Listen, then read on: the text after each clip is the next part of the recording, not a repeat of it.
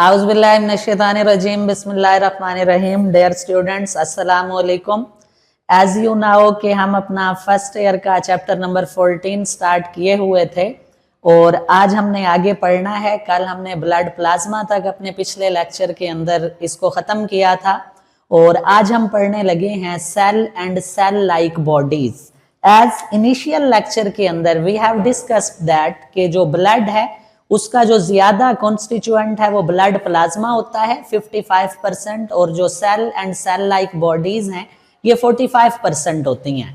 सो आज हम cell and cell like bodies को पढ़ेंगे.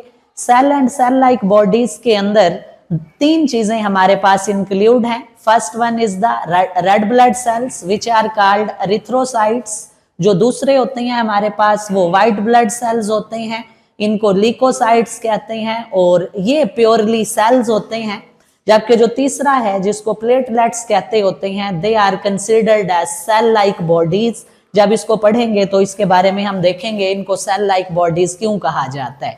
सो यही हमने लिखा है कि blood cells and cell like bodies, इनके अंदर तीन चीजें शामिल हैं. These include red blood cells which are called erythrocytes, white blood cells which are called leucocytes and platelets which are called thrombocytes. So हम पढ़ने लगे हैं आज रेड ब्लड सेल्स को कि एरिथ्रोसाइट्स जो हैं इनके क्या क्या कैरेक्टरिस्टिक फीचर्स हैं, इनको हम देखने लगे हैं. फर्स्ट ऑफ ऑल एरिथ्रोसाइट्स का एक मैच्योर ह्यूमन बीइंग के अंदर नंबर कितना होता है.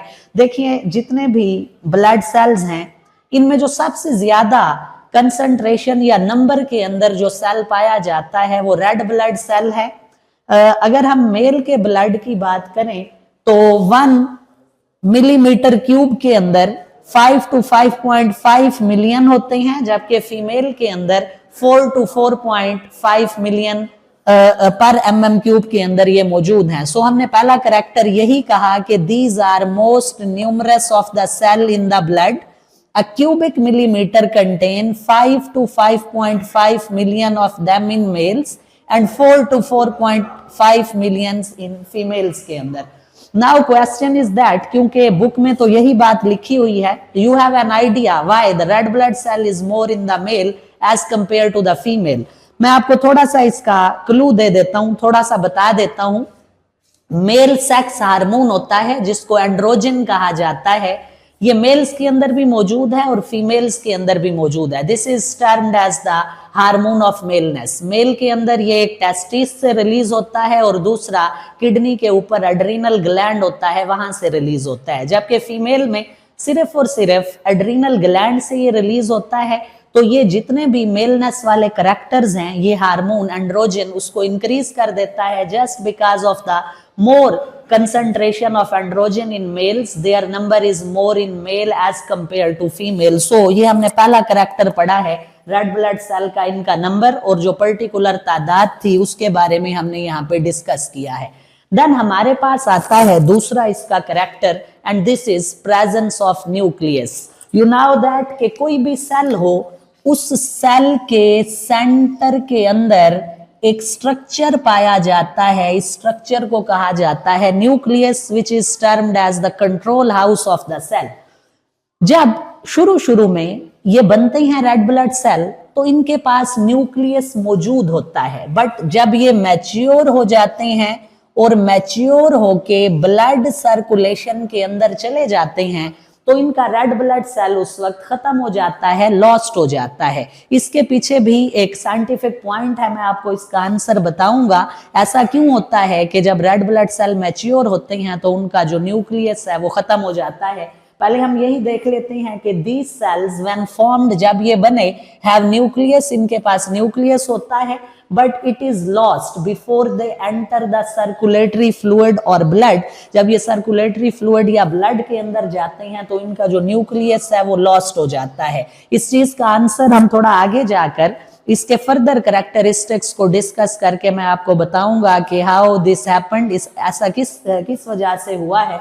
सो ये हमने दूसरा कैरेक्टर देख लिया रेड ब्लड सेल का which is the presence of nucleus. Then हम आते हैं इसका अगला कैरेक्टर साइटोप्लाज्म की तरफ. देखिए जो 95% हिस्सा होता है रेड ब्लड सेल के साइटोप्लाज्म का, It consists of a red color pigment known as hemoglobin. Haemoglobin के ऊपर 95% of the red blood cell का जो साइटोप्लाज्म है वो मुश्तमिल होता है, जबकि जो रिमेनिंग 5% है ये मुश्तमिल होता है एंजाइम्स के ऊपर, डिफरेंट तरह के साल्ट्स के ऊपर और कुछ और प्रोटीन्स होती हैं उनके ऊपर रिमेनिंग 5% हिस्सा इसका मुश्तमिल है। हम यहाँ पे आखिरी करैक्टर में रेड ब्लड सेल का देखेंगे फंक्शन। रेड ब्लड सेल का जो काम है वो ट्रांसपोर्ट करना है ऑक्सीजन को और स्मॉल अमाउंट में कार्बन डाइऑक्साइड को to each and every tissue of the body. मसला ये है कि अगर सेंटर के अंदर, हम पिछले क्वेश्चन का मैं आपको आंसर दे रहा हूं, एक बड़ा न्यूक्लियस होगा तो साइटोप्लाज्म उस वक्त थोड़ा होगा। वैसे न्यूक्लियस छोटा होता है, साइटोप्लाज्म ज्यादा होता है, बट अगर न्यूक्लियस मौजूद है तो साइटोप्लाज्म की जो कंपोजिशन है वो कंपैरेटिवली कम हो जाती है। सो ऑक्सीजन की ट्रांसपोर्टेशन के अंदर लिटिल बिट प्रॉब्लम हो सकता है। तो अल्लाह पाक ने एक करम नवाजी फरमाई, जब रेड ब्लड सेल मैच्योर हुआ तो अल्लाह ताला ने यहाँ से न्यूक्लियस को खत्म करवा दिया और इसकी जगह पे अब सारा ये साइटोप्लाज्म है। सो इजीली 95% जो हीमोग्लोबिन है वो यहाँ पर आ गया। अब ऑक्सीजन को ट्रांसपोर्ट करने के अंदर इसे किसी तरह का कोई मसला दरपेश नहीं आता। जस्ट इमेजिन कि अगर मैच्योर रेड ब्लड सेल के अंदर न्यूक्लियस मौजूद होता तो हीमोग्लोबिन यहाँ पर कम होता और ऑक्सीजन की ट्रांसपोर्टेशन सही तरह से ना होती और हमारे हर सेल को, हर टिश्यू को ऑक्सीजन की सप्लाई सही तरह से ना मिल सकती। इसीलिए ये जो पिछला क्वेश्चन था इसका आंसर हमने दिया है कि जब ये बनते हैं उस वक्त इनके पास रेड ब्लड सेल होता है, बट व्हेन दे मैच्योर, जब ये मैच्योर होती हैं और enter into the circulatory fluid means blood, तो इनका जो रेड ब्लड सेल है वो लॉस्ट हो जाता है। होप सो आपको इस क्वेश्चन का आंसर भी समझ आया होगा कि क्यों जब ये बनते हैं इनमें न्यूक्लियस होता है, बट जब मैच्योर होते हैं तो इनका न्यूक्लियस खत्म हो जाता है। So we come to the next character of the red blood cell which is their division.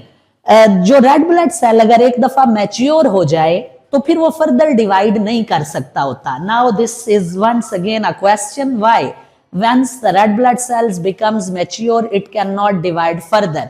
The answer is so simple which is that, हमने जिस तरह कहा कि एक जो हमारे पास मैच्योर रेड ब्लड सेल होता है उसका तो न्यूक्लियस ही खत्म हो जाता है, and whenever there is no nucleus, so जो कैपेबिलिटी है इस सेल के पास डिवाइड करने की वो ऑलरेडी खत्म हो जाती है। तो यही हमने इसलिए लिखा है कि रेड ब्लड सेल्स अगर एक दफा मैच्योर हो जाएं तो वो डिवाइड नहीं कर सकते। What is the reason behind that? Simple answer, because they don't have the nucleus, so the ability to divide further इनके अंदर हमें नजर नहीं आती होती। अब हम देखते हैं कि इनकी फॉर्मेशन कैसे होती है, how red blood cells are form. Red blood cells या ब्लड सेल्स के बनने के प्रोसेस को एरिथ्रोपोइसिस कहा जाता है। एक मैच्योर जो ह्यूमन बीइंग है उसकी जो शॉर्ट हमारे पास बोन्स होती हैं, मसलन स्टर्नम हो गई, रिब्स हो गई हमारे पास और वर्टिब्री हो गई, उसके अंदर रेड बोन मैरो मौजूद है। उस रेड बोन मैरो में एरिथ्रोपोइसिस के प्रोसेस से ये रेड ब्लड सेल बनता होता है। Red blood cells are formed principally in the red bone marrow of short bones, और वो कौन सी हैं? स्टर्नम है, हमारे पास रिब्स हैं और वर्टिब्री हैं। ये तो हमने मैच्योर ह्यूमन बीइंग की बात की है। Now we are discussing that in embryonic life, when the individual is inside the womb of the mother, then how these red blood cells are formed. देखिए जो लीवर होता है और जो स्प्लीन होता है, they act as the formation site for the red blood cells in the embryonic life. Liver जिगर को कहते हैं और स्प्लीन तिल्ली को कहा जाता है। इसके अंदर रेड ब्लड सेल बनता है whenever the offspring is inside the womb of the mother। जब बच्चा अपनी माँ के पेट के अंदर होगा तो उस वक्त लीवर और स्प्लीन रेड ब्लड सेल्स बना कर देंगे। Then once again हम लाइफ स्पैन की तरफ आ रहे हैं। You have an idea that as early हमने डिस्कस किया है कि रेड ब्लड सेल जब मैच्योर होते हैं तो इनका न्यूक्लियस खत्म हो जाता है। जब न्यूक्लियस नहीं होगा सो इनका जो लाइफ स्पैन है वो भी कम होगा। So the average lifespan of the red blood cell is 4 months, 4 महीनों का होता है। उसके बाद फेगोसाइटोसिस के प्रोसेस से लीवर और स्प्लीन में इनकी फेगोसाइटोसिस हो जाती है और ये डिसइंटीग्रेट हो जाते हैं। सो ये हमने इनके लाइफ स्पैन के बारे में पढ़ लिया है। Then what is the shape of the red blood cell? Biconcave shape के हैं और विदाउट साइटोप्लाज्म है। मोस्टली बाइकनकेव से मुराद हमारे पास इनकी राउंड शेप हो जाती है और इस मैच्योर के अंदर जो मैच्योर सेल है रेड ब्लड सेल, उसके पास न्यूक्लियस नहीं होता। This is the shape of the red blood cell. और इनका साइज कितना होता है? Average 8 micron metre in diameter इनका साइज होता है। फंक्शन मैंने बताया था आपको पहले, their function is to transport the oxygen and small amount of carbon dioxide, which is the respiratory gas. So this is all about the characteristic features of the red blood cell. Hope so आपको इंशाल्लाह समझ आया होगा lecture. इंशाल्लाह अगली video के अंदर मिलते हैं नेक्स्ट लेक्चर के साथ। अल्लाह हाफिज।